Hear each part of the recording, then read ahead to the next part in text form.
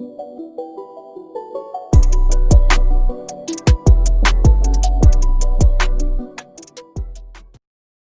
students, this is my sixth video of chapter 2 class 12th business, and this video is based on scientific management given by F.W. Taylor. F.W. Taylor जिनका की पूरा नाम है Frederick Winslow Taylor. अब हम कुछ information लेते हैं F.W. टेलर के बारे में।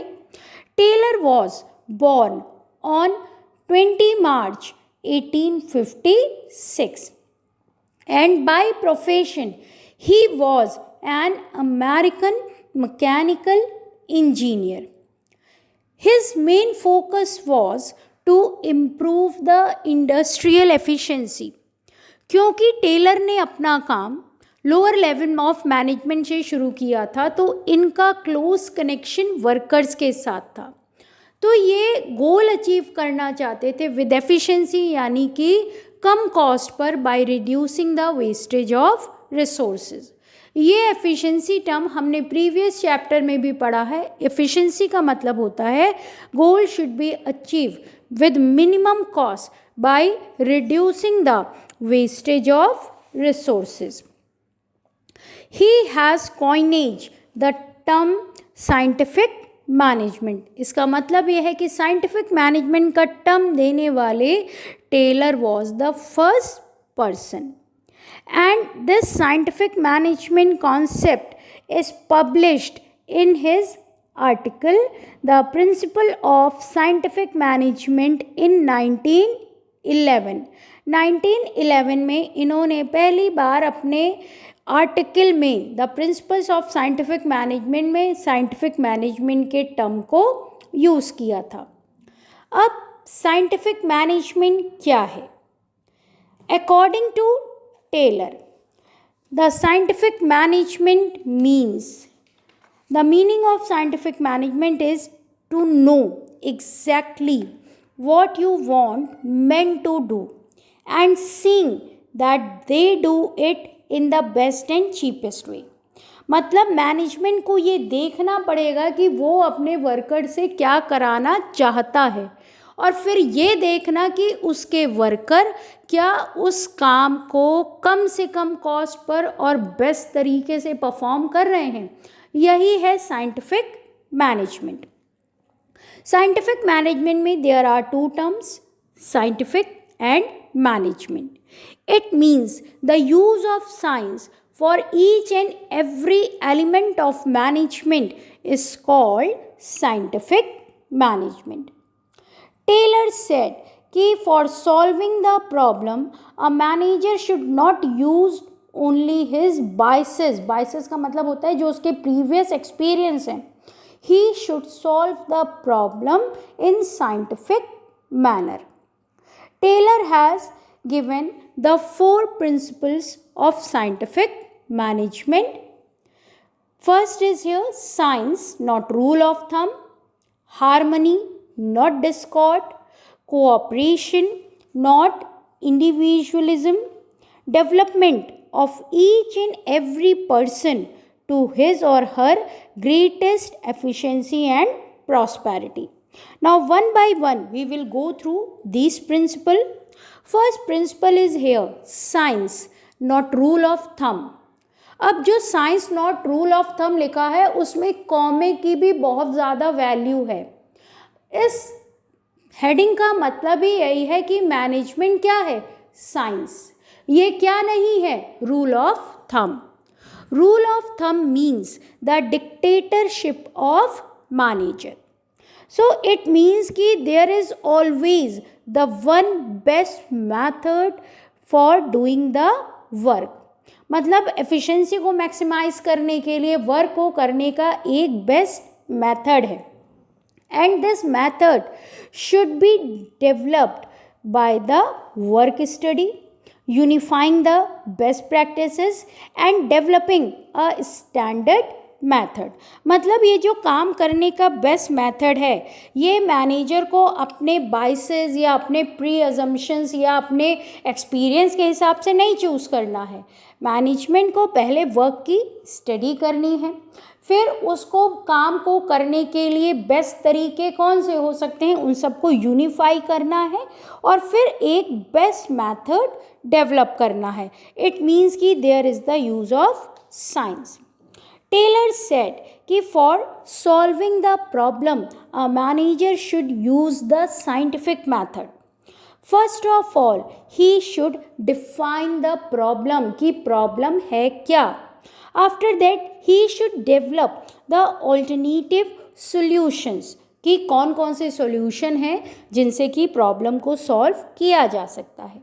देन एंटिसिपेटिंग कॉन्सिक्वेंसेस, मतलब उन अगर सॉल्यूशन को यूज़ किया जाएगा तो उनके कॉन्सिक्वेंसेस या रिजल्ट क्या क्या हो सकते हैं उनको एंटिसिपेट करना।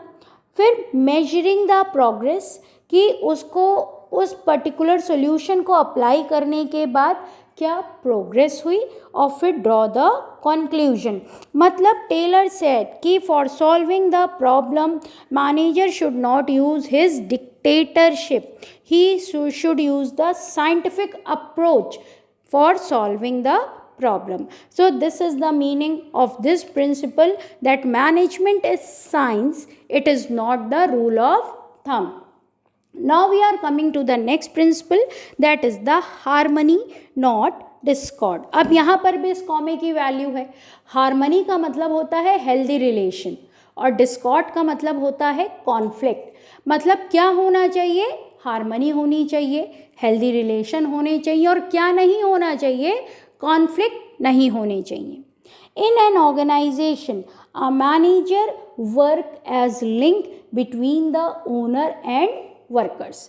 तो मैनेजमेंट हमेशा ही एक लिंक की तरह काम करता है between the workers and owners. And there always existed the policy of a kind of class conflict between the manager and workers. हमेशा ही किसी ऑर्गेनाइजेशन में दो ग्रुप हैं, मैनेजमेंट और वर्कर, और इनके बीच में हमेशा कॉन्फ्लिक्ट होने की पॉसिबिलिटी होती है। और इसका रीज़न भी क्या है, because worker have the negative attitude towards the management and management have the negative attitude towards the worker. Worker ये सोचता है कि उसका मैनेजर उससे ज़रूरत से ज़्यादा काम लेता है और बदले में उसे कुछ नहीं दे रहा है। अब मैनेजमेंट ये सोचता है कि उसका वर्कर कुछ कर नहीं रहा है और वो सिर्फ सैलरी ले रहा है या वेजेस ले रहा है। तो ये एक निगेटिव थिंकिंग है। तो Taylor emphasize that there should be complete harmony between the management and workers instead of conflict. Management और वर्कर के बीच में गुड और हेल्दी रिलेशन होने चाहिए, ना कि कॉन्फ्लिक्ट होने चाहिए। अब ये निगेटिव एटीट्यूड पॉजिटिव में कैसे बदलेगा? For this Taylor insist on mental revolution. Mental revolution का मतलब होता है change in attitude. Worker should change their attitude towards the management and management also change their attitude towards the worker. It means कि there is the need to develop the positive attitudes towards each other. This is the mental revolution. Next principle आता है cooperation not individualism. Cooperation not individualism. This principle is the extension of principle of harmony not discord. यहाँ पर भी comic अपना usefulness है। क्या होना चाहिए वर्कर और मैनेजमेंट के बीच में? कोऑपरेशन होना चाहिए। क्या नहीं होना चाहिए? इंडिविजुअलिज्म नहीं होना चाहिए। तो इसका मतलब है कि अ manager should invite the constructive suggestion from the employees. अगर एम्प्लॉयज़ कुछ अच्छा सजेशन दे रहे हैं तो मैनेजर को उसको पूरी तरह इग्नोर नहीं करना चाहिए, ही शुड लिसन इट। और if the suggestion is good and it is helping in the cost cutting, then that type of suggestion should be rewarded also. अगर अच्छा सजेशन है जिससे कॉस्ट में कमी आ रही है, so for such type of suggestion reward should be also given to the worker. तो यहाँ पे क्या हुआ, कोऑपरेशन हुआ, क्योंकि मैनेजर ने किसका कोऑपरेशन लिया, वर्कर का. If manager is going to set any standard task for the worker, so for setting that standard task or target, manager should always take the suggestion of worker. क्योंकि अगर कोई भी target worker और management के combine effort से set होगा तो certainly the worker will try to accomplish that target. अब हमारा नेक्स्ट प्रिंसिपल आता है, development of each and every person to his or her greatest efficiency and prosperity. किसी भी ऑर्गेनाइजेशन में जो इंडस्ट्रियल एफिशिएंसी होती है वो किस पर डिपेंड करेगी, that will depend on the personal efficiency और the workers efficiency. Industrial efficiency के लिए वर्कर की एफिशिएंसी का अच्छा होना ज़रूरी है.